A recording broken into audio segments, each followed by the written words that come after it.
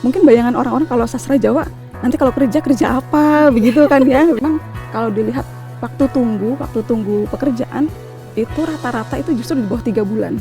Ikut organisasi, kemudian aktif dalam magang dan mencari peluang lain lah saat ada di sastra daerah untuk sastra Jawa. Mahasiswa sastra Jawa juga sangat friendly gitu ya. Kita juga ada yang namanya unggah-ungguh.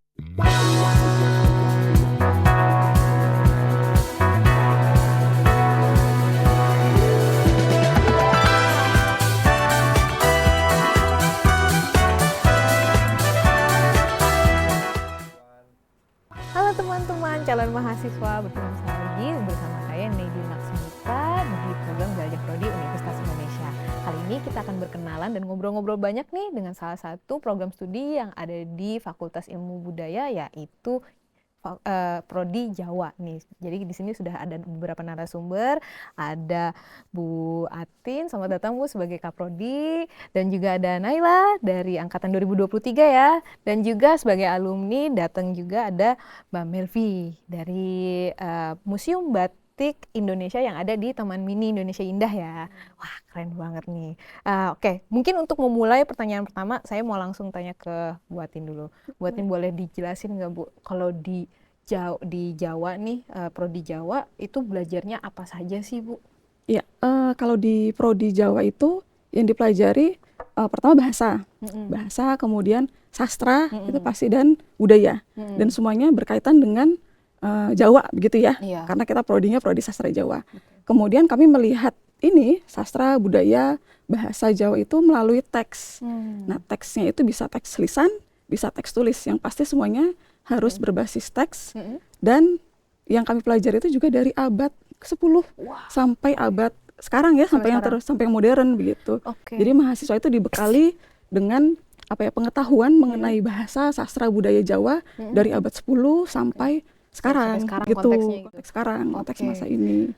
Kalau misalnya boleh tahu nih Bu, kan ada ya beberapa prodi Jawa di beberapa universitas di Indonesia. Perbedaan dan kekhususan mungkin prodi Jawa di UI ini tuh apa Bu? Mungkin kalau kita lihat posisi ya, posisi letak prodi sastra Jawa UI ini satu-satunya prodi sastra daerah yang lokasinya itu tidak berada di lingkungan pengguna bahasanya. Misalnya betul. Sastra Jawa yang lain kan pasti di wilayah Jawa Tengah, Jogja, kemudian Jawa Timur misalnya begitu ya. Nah, kalau prodi sastra Jawa UI ini letaknya kan di Jakarta, begitu ya. Jadi kita berada di situasi yang multikultural, gitu. Makanya kalau dilihat dari mahasiswanya itu banyaknya itu tidak hanya dari wilayah Jawa, tapi kita juga menerima dari Sumatera, dari Sulawesi, begitu. Jadi lebih beragam, gitu kan. Jadi kemudian kalau lihat dari sudut pandangnya, karena kita posisinya sekarang ibaratnya di ibu kota begitu ya, di wilayah yang multikultural, Jawa itu tidak dilihat dari sudut pandang Jawa saja. Jadi Jawa dari sudut pandang Indonesia atau Jawa untuk Indonesia begitu. Jadi memang kita melihatnya itu lebih luas begitu ya, dibandingkan dengan misalnya Jawa untuk Jawa. Lalu karena ini lagi ya, kita kan menerima mahasiswa itu dari berbagai latar belakang bahasa, budaya begitu. Kami memberikan seperti keterampilan bahasa Jawa itu dari sudut pandang seperti pembelajaran bahasa asing. Tadi sempat sebelum kita mulai rekaman ini, tadi kita juga sempat ngobrol kalau di sastra Jawa ini di prodi Jawa ini belajarnya tuh dari model teks nih ya, Bu. Macam teksnya tuh yang kayak gimana sih Bu? Kalau macam teksnya pertama berdasarkan jenis kan kita teks lisan, teks tulis begitu ya. Tapi mungkin kalau kita berfokus pada teks tulis itu di sastra Jawa UI ini bisa belajar mulai dari naskah, jadi manuskrip kuno itu dipelajari sampai yang sekarang begitu ya. Kalau sekarang kan pasti penggunaan dalam komunikasi sehari-hari ya. Betul. Mahasiswa itu dibekali seperti ilmu dasar gitu ya, ilmu dasar untuk memahami bahasa atau pengetahuan yang ada di dalam naskah, yang ada di dalam teks. Itu paling tidak ada 3 bidang ilmu. Seperti linguistik itu ilmu yang mempelajari bahasa, kemudian ada filologi. Nah, filologi ini ilmu yang mempelajari manuskrip atau naskah. Jadi mahasiswa itu dibekali bagaimana sih cara membaca naskah begitu ya, sampai nanti bisa mengalih aksarakannya dari yang aksaranya Jawa sampai ke aksara Latin begitu. Kemudian yang satu lagi adalah ilmu susastra. Nah, kenapa sastra ini? Karena memang sebagian besar yang diteliti itu adalah bentuknya karya sastra, begitu. Jadi paling tidak ada 3 bidang ilmu ini yang dipelajari. Memang Gitu. mendalam ya. Jadi mendalam dan menyeluruh juga ya dalam jenis teksnya gitu. Karena ini teksnya mungkin harus belajar dari awal juga ya, apa namanya, cara bacanya segala macam. Dan juga kalau ada nggak sih Bu, perbedaan tulisan Jawa dari dulu sampai sekarang itu juga pasti dipelajarin juga ya Bu? Dipelajari ya. Wah, oke, menarik Jadi sih. mahasiswa itu sebenarnya ya tidak hanya belajar aksara Jawa. Mereka dibekali juga aksara yang lain, aksara Sunda, aksara Bali begitu. Mungkin karena masih ada pengaruhnya ya. Ya, dan karena sebenarnya nama prodi sastra Jawa itu kan sastra daerah untuk sastra Jawa. Sastra daerah untuk sastra Jawa. Jadi yang dipelajari itu memang kita berfokus ke bahasa Jawa, tapi kita membuka juga ada mata kuliah bahasa Bali, bahasa Sunda. Dan juga mempelajari aksara Bali, aksara Sunda. Oke, ini seru banget nih buat ngebahas ini. Tapi mungkin sekarang di selanjutnya akan saya tanya dulu nih ke mahasiswanya. Naila, tadi kan seru banget yang dibahas sama Bu Atin ya. Kalau kamu sendiri punya dorongan untuk masuk ke prodi Jawa tuh apa? Ini mungkin awalnya itu ada kekeliruan. Jadi emang terkenal banget di kalangan anak-anak SMA kalau sastra daerah untuk sastra Jawa itu bahas budaya. Tapi itu menjadi fondasinya saja ternyata. Tapi memang saya tertarik dengan sastra daerah untuk sastra Jawa dan menjadi pilihan utama saat UTBK itu. Jadi udah fix mau masuk ke sini gitu. Karena dulu tertarik banget sama yang namanya ilmu filologi. Filologi itu unik banget ya. Kayaknya jarang gitu di Indonesia bahas hal tersebut gitu. Dan buat anak SMA itu hal yang luar biasa sekali. Mind blown kamu ya. Ternyata ada ini. Terus latar belakang saya juga, dulu saya sempat tinggal di Amerika. Terus merasa ingin mempelajari sesuatu hal yang menyentuh budaya sendiri, menyentuh dengan budaya saya yaitu Jawa gitu ya. Lalu menemukan ini prodi sastra daerah untuk sastra Jawa. Lalu langsung pilih aja, fix mau yang ini. Langsung ini unik banget. ditekuni gitu Iya ya. Betul. Langsung jatuh cinta ke ilmunya gitu. Jadi apa namanya, kamu harus keluar jauh dari Jawa gitu, terus kamu teringat tentang kayak kamu dari mana gitu. Aku mau belajar ini nih gitu. Wah, keren banget. Kalau sekarang di filologi sendiri, apakah itu jadi sesuatu yang mata kuliah yang kamu suka kah? Apa kayak gimana? Suka betul, tapi sangat sulit. Sangat sulit gitu. Sekarang akhirnya jadi makin tertarik di ilmu linguistik sekarang. Ilmu linguistik. Tapi 3 bidang tersebut tetap menarik bagi saya ya. Oke. Kalau boleh tahu, Naila dari Jawa juga kan? Saya aslinya Bandung. Bandung. Wow, oke. Ini yang jadi ini ya, cross budayanya itu ya. Oke, berarti kamu udah punya, sebelumnya udah bisa bahasa Sunda juga. Berarti kamu belajar bahasa Jawa juga dari nol ya di sini. Dari nol, betul. Oke. Kamu berarti adaptasinya untuk belajar dari nol segala macam itu banyak nggak? Karena kurikulumnya sudah dirancang dari dasar banget, kita juga nggak kewalahan untuk kan. Di sastra Jawa juga kita dapat kelas bahasa dari nol yang bertahap juga. Bahasa Jawa 1, 2, 3, dan 4. Sekarang sampai 5 juga. Jadi mahasiswa akan diakomodir untuk tingkat kesulitannya dalam mempelajari bahasa Jawa itu sendiri. Saya mau tanya ke alumninya nih, Mbak Melvi. Keren banget kerja di Museum Batik nih, Mbak. Gimana kerja di Museum Batik, Mbak, ceritanya? Iya, jadi dulu saya memang berkuliah di sastra daerah untuk sastra Jawa. Kemudian untuk mitra prodi ini sendiri cukup banyak ya. Salah satunya ada Museum Batik Indonesia. Kemudian kebetulan saya pernah magang 3 kali. Yang pertama di BRIN, yang kedua di Hopes ID, dan yang terakhir di Museum Batik Indonesia. Nah, di Museum Batik Indonesia ini sendiri kemudian membuka lowongan pekerjaan gitu. Nah, kebetulan juga ini 2 bulan sebelum saya lulus. Tetapi waktu itu posisinya 1 bulan sebelum sidang ya, kurang lebih seperti itu. Nah, jadi saya ikut di seleksi Museum Batik Indonesia dan kebetulan diterima di sana. Iya, Pas waktu magang, kamu magangnya posisinya apa? Waktu magang itu, kebetulan kalau di Museum Batik Indonesia sendiri ya, saya mau izin sedikit menginformasikan, di sana memang tidak bisa memilih satu pekerjaan yang spesifik gitu. Jadi contohnya seperti misal di suatu perusahaan satu orang di bidang akuntansi dan lain-lain, tapi di sana kami mengerjakan semua hal. Contohnya mengedukasi pengunjung, menjadi konservator atau mengonservasi koleksi, kemudian belajar mengurasi koleksi-koleksi seperti itu. Dan kebetulan ya saya menerima semua job desk tersebut gitu. Ya berarti itu ada banyak hal lagi yang harus dipelajari juga ya, berarti selama di sana juga ya. Harus tahu tentang batik-batik juga gitu.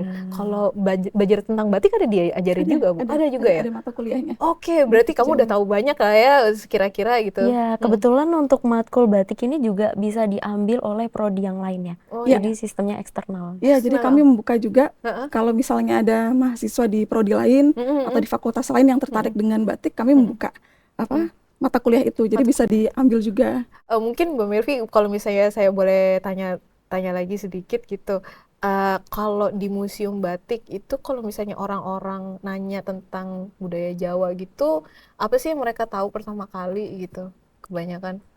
Iya, kalau stereotip orang-orang kebiasaan itu batik ya berarti Jawa gitu.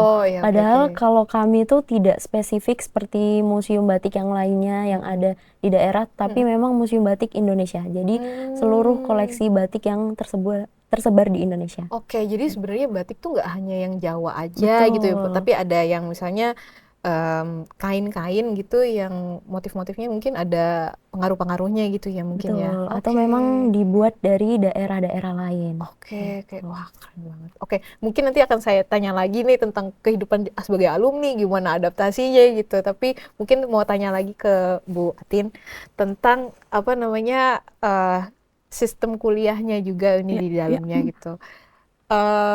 Seberapa banyak sih kuotanya, Bu, dan seberapa ketat sih masuk ke ke Jawa ini? Ya. Prodi Jawa.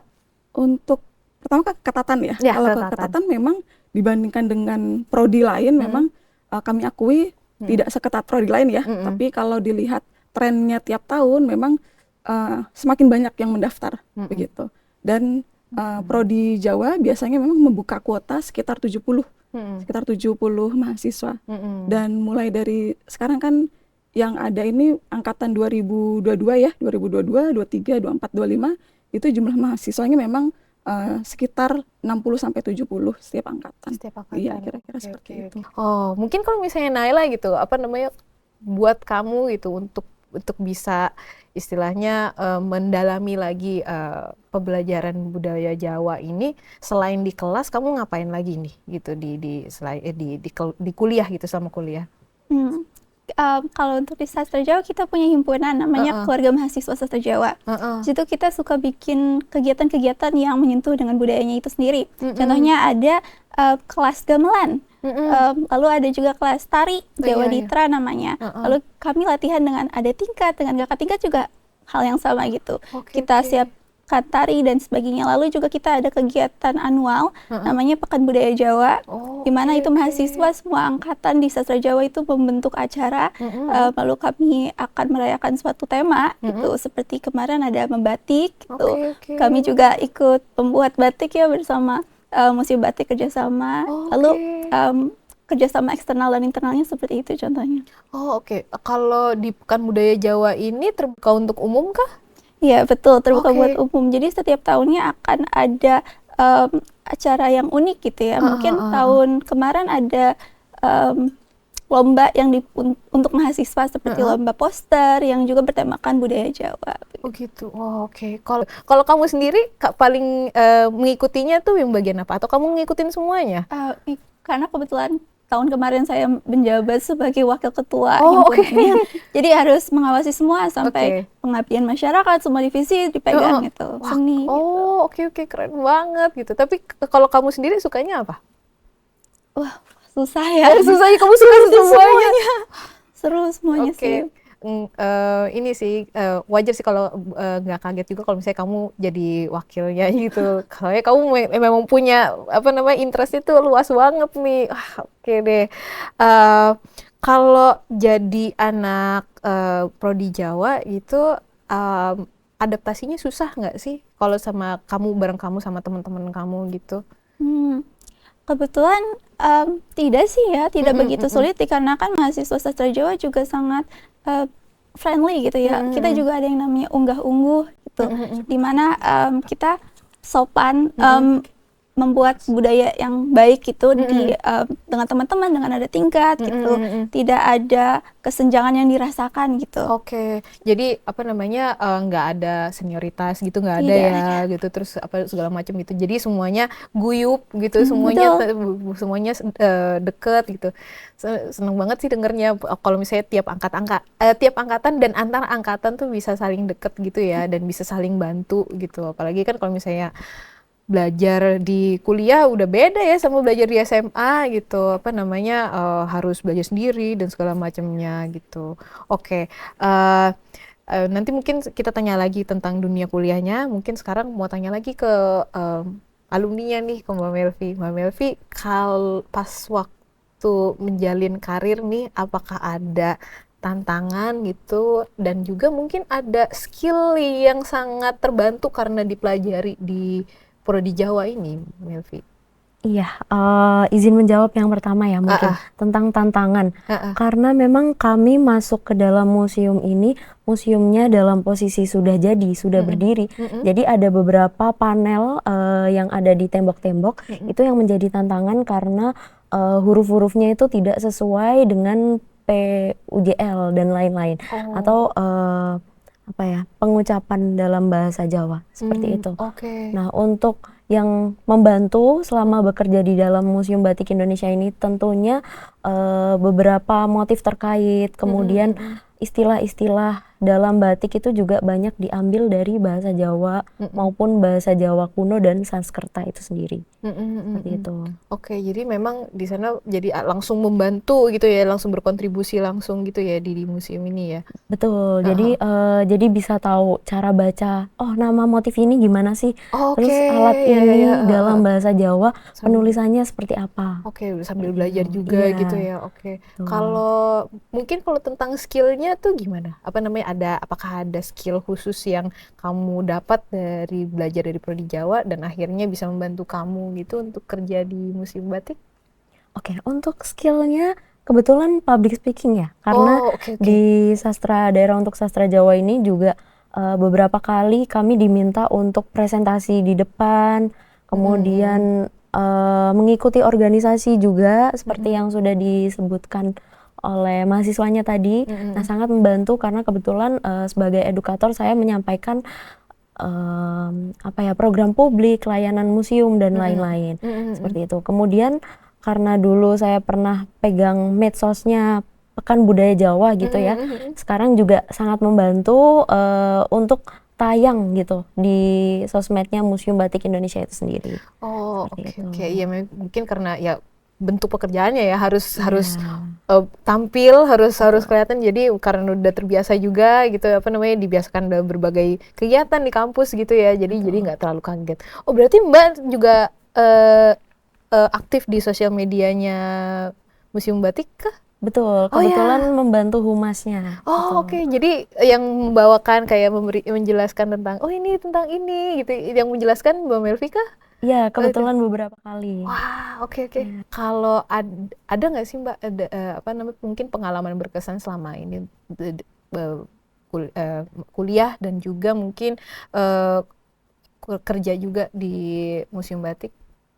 Oke, untuk pengalaman saat kuliah itu mungkin dengan dosen-dosennya ya. Kebetulan dosen sastra Jawa ini sendiri cukup friendly, chill, dan sangat membaur gitu. Tadinya saya agak takut karena Jawa ya, mungkin agak pakem. Ternyata pas udah belajar sendiri gitu, ternyata lebih friendly dan cukup membantu saat di tugas akhir. Mungkin stereotip dosen-dosen di luar sana cukup, nanti pas tugas akhir agak susah, tapi untuk sastra daerah untuk sastra Jawa ini justru sangat membantu. Justru dosennya bisa dibilang lebih aktif daripada mahasiswanya. Ya, Saya ngerasanya sih begitu ya. Aku juga jadi mahasiswanya enggak sih gitu. Kalau Naila lebih aktif atau gimana tuh? Dalam akademi mungkin Iya gitu. Oke. Terus Mbak. Ya, kalau dalam pekerjaan ya, karena kebetulan kami ada di bawah Kementerian Kebudayaan sendiri, jadi memang beberapa kali bersinggungan dengan kebudayaan. Nah, ini cukup menarik karena kami bisa bekerja selain dari Museum Batik Indonesia gitu, melihat sudut pandang museum yang lainnya. Karena kebetulan kami ini satu kubu ya, bisa dibilang seperti itu, dengan Museum Nasional, Galeri Nasional, seperti itu. Jadi belajar budayanya itu tidak hanya di batik saja. Mungkin sekarang tanya lagi ke Buatin, Bu, keren banget kan ini lulusannya jadi kayak gini nih, bisa kerja di museum batik gitu. Boleh cerita-cerita sedikit tentang profil lulusannya dulu dari alumni Prodi Jawa ini, Bu, kerjanya di mana dan segala macamnya, Bu? Ya, sebenarnya kalau untuk pekerjaan ini beragam sekali ya, begitu. Kalau ASN misalnya seperti yang di pemerintah itu banyak, begitu ya, pasti di kementerian, begitu. Kemudian ada di Perpustakaan Nasional, lalu ada juga di Badan Bahasa misalnya, memang beberapa. Banyak juga yang kerjanya di sektor swasta, itu juga banyak, gitu. Jadi seperti misalnya di startup, itu juga banyak sekali di bank. Jadi memang kalau kita lihat, mungkin bayangan orang-orang kalau sastra Jawa nanti kalau kerja apa begitu kan ya, begitu. Tapi memang realitanya dengan bekal yang dimiliki oleh mahasiswa selama berkuliah ini, mereka ternyata sangat mudah sekali memasuki pekerjaan, begitu, dunia kerja, begitu. Bahkan tadi Melvi sendiri sebelum lulus sudah bisa bekerja, begitu ya, sudah dapat bekerja, begitu. Dan memang kalau dilihat waktu tunggu pekerjaan itu rata-rata itu justru di bawah 3 bulan. Itu sebagian besar di bawah 3 bulan mahasiswa Prodi Jawa itu lulus bisa bekerja, begitu. Sebagian lagi sebelum lulus itu juga sudah bekerja karena sempat magang di instansi terkait. Nah, kalau misalnya tentang dalam teman-teman yang mau masuk nih ke dalam Prodi Jawa untuk bisa mungkin sampai lulus nanti bisa langsung kerja dan segala macamnya, apakah mereka harus menyiapkan sesuatu, Bu, untuk bisa masuk gitu lebih baik tuh? Apakah perlu belajar bahasa Jawa dulu dari awal, walaupun Naila juga sebenarnya nggak apa-apa juga ya gitu. Sebenarnya tidak ada persyaratan khusus begitu ya, apa yang perlu dipersiapkan begitu ya, lulus SMA kemudian mengikuti ujian masuk, ya itu saja begitu kan, karena semuanya itu dipelajari dari nol. Misalnya seperti bahasa Jawa itu dari dasar sekali, kemudian aksara Jawa kita juga belajar aksara Jawa, aksara daerah yang lain itu semuanya juga dari nol, begitu. Karena kami paham betul bahwa posisi kita tadi, kembali lagi, kita di Jakarta yang multikultural, kita tidak mungkin mengharuskan nanti yang masuk sini harus bisa bahasa Jawa begini-begini ya, itu tidak bisa, begitu. Semuanya dipelajari dari nol. Jadi bagi calon-calon mahasiswa nih, jika memang tertarik dengan Prodi Jawa, tidak perlu takut nanti, aduh saya nggak bisa bahasa Jawa, aduh saya tidak bisa aksara Jawa, begitu. Itu tidak perlu khawatir, tidak perlu takut, karena semuanya dipelajari dari dasar. Dari dasar, gitu. Oke. Jadi nggak perlu ada skill khusus atau Tidak, apa-apa ya. Yang penting lulus ujian, lulus ujiannya masuk. Justru tantangannya kan di lulus ujian itu Iya, sebenarnya. benar. Pokoknya lulus ujiannya dulu, terus nanti semuanya akan dibantu dari Prodi Jawa sama tenaga pengajarnya nih, yang katanya udah ada 2 testimoni nih, keren-keren, baik-baik, mudah-mudahan betul juga. Jujur ya. Jujur ya ini. Oke. Mungkin mau tanya sebelum kita masuk ke bagian akhir dari sesi kali ini, Buatin, Naila, dan juga Mbak Melvi bisa memberikan sebagai nasihat atau juga tips dan trik juga untuk teman-teman yang calon-calon mahasiswa ini yang sedang mencari apa sih yang sebenarnya mereka mau belajar di jenjang universitas, ataupun juga yang mau punya minat ke masuk prodi Jawa nih gitu. Boleh silahkan Ibu duluan. Iya, silahkan. Mungkin kalau dari saya, ketika memilih program studi yang ini ya, ketika memilih setelah masuk ujian begitu, bisa sesuai dengan minat. Jadi pastikan dulu sesuai dulu dengan minatnya. Jangan sampai nanti terpaksa, aduh saya masuk sastra Jawa karena terpaksa begitu ya. Karena bagaimanapun kuliah itu kan selama 4 tahun. Begitu. Ada proses begitu. Jangan sampai nanti di tengah-tengah ternyata saya nggak sanggup nih misalnya begitu. Karena kan bagaimanapun tidak ada kuliah yang gampang sekali atau yang susah sekali, karena tergantung dari mahasiswanya ya. Begitu. Jadi memang sesuaikan dengan minatnya. Iya, gitu. Harus refleksi diri sendiri. Betul. Gitu. Bagusnya misalnya nilai-nilainya tuh bagusnya apa. Ya. Terus selain dari sekolah juga punya hobi atau minat apa ya, gitu betul. ya. Atau mungkin ya seperti ini, mencari referensi dengan melihat ini kan jelajah prodi. Jadi dapat gambaran seperti apa. Karena kan biasanya hanya tahu dari website saja. Kalau seperti ini kan dapat gambaran lebih ya. Gitu. Mungkin dari Naila untuk calon-calon adik kelas kamu gitu, mungkin silakan. Oke, mungkin dari aku gak usah takut kalau mau masuk sastra daerah untuk sastra Jawa, kita nanti akan dukung dan kita penuh dengan sinergi dan proaktif. Jadi gak usah khawatir nanti bagaimana gitu ke depannya, karena kita ada dosen-dosen yang baik, alumni-alumni yang baik, mahasiswa-mahasiswa yang bisa merangkul kita semua kok. Iya, oke. Jadi udah diberikan reassurance lagi ya, diberikan jaminan nih kalau misalnya masuk prodi Jawa itu akan menyenangkan, belajar sepanjang studinya gitu dengan mata kuliah yang luar biasa luas gitu, juga tentang prodi Jawa, dan mungkin kamu bisa menemukan minat-minat baru ya bersama dengan berbagai himpunan mahasiswanya juga, dan juga berbagai kegiatannya gitu. Kalau dari Mbak Melvi sendiri silakan Mbak. Ya, mungkin kalau dari Pranya sudah dijawab oleh Mbak Atin, lalu sudah dijawab juga oleh Naila. Mungkin saya izin menjawab, saat sudah masuk ke dalam prodinya, gitu sudah terlanjur masuk, jangan lupa untuk ikut organisasi, kemudian aktif dalam magang, dan mencari peluang lain lah saat ada di sastra daerah untuk sastra Jawa. Yang terutama itu koneksi juga. Dan yang lebih baik jangan lupa untuk mencari hal lain gitu. Jadi jangan cuman mikir, oh di Jawa nanti belajarnya hanya Jawa saja gitu. Tapi mungkin ada hal lain yang dapat kita pelajari. Contohnya seperti tadi yang disebutkan, ternyata bukan hanya belajar Jawa. Kita bisa belajar bahasa Sunda, bahasa Sanskerta, seperti itu. Mungkin bisa berguna gitu ya. Iya, pastinya. Kita sudah masuk ke penghujung acara, jadi terima kasih untuk para narasumber yang sudah hadir, Bu Atin, Naila, dan Melvi untuk waktunya dan sudah berbagi tentang pengalaman dan informasi yang pastinya akan sangat berguna untuk teman-teman yang nonton dimanapun mereka berada gitu. Baik, terima kasih juga pada kalian semua yang sudah menonton episode kali ini. Terima kasih sekali. Sampai jumpa di episode berikutnya. Dadah.